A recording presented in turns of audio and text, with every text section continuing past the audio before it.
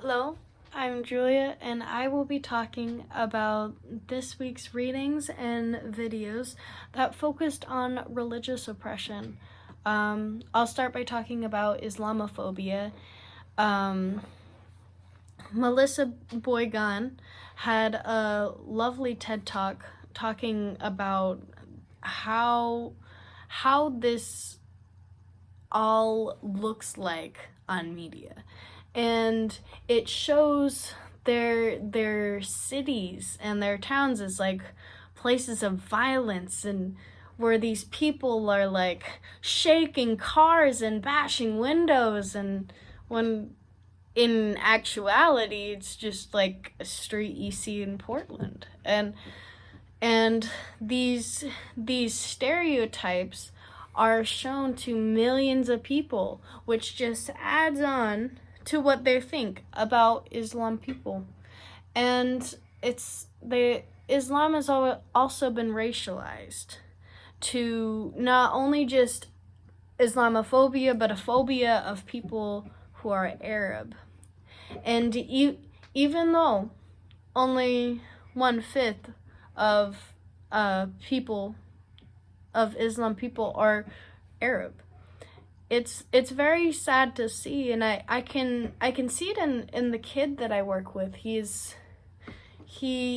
is Arab, and he's telling me the other day that he wished his skin was white. And he's 6 years old.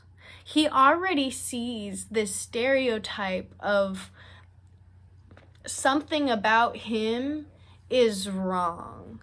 And so if a kid that young can already see these stereotypes, this is just happening over our whole country, over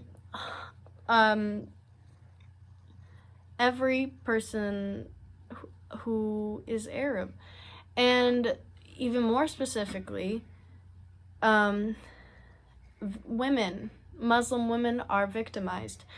In the reading Gendered Islamophobia, it said that 86.3% of Muslim women have experienced hate crimes, and 54.9% of men have also experienced them.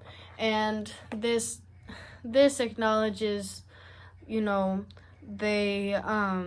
women occupy, these women occupy the status of being women, their cultural identity, their status of being an immigrant and a minority, the language barriers that they may have, the religious identity that they uphold, and their dress. And these 6 things are talked about in this reading, and it just goes to show that the more categories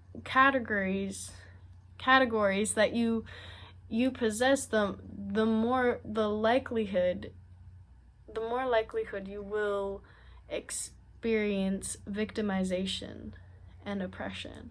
And this also kind of brings me back to week 7's reading on transmisogyny, how Black trans women are the most victimized in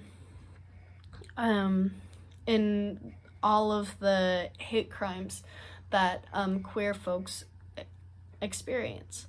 And it's just the more categories that you possess, the more likelihood you will experience this oppression.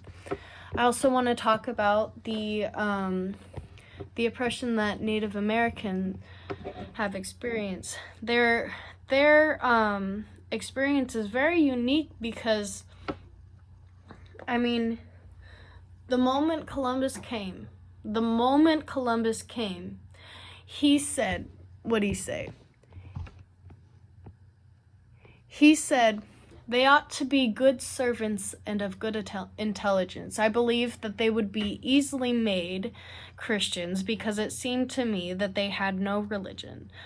Our Lord pleasing, I will carry off 6 of them at my departure to your highnesses, in order that they may learn to speak.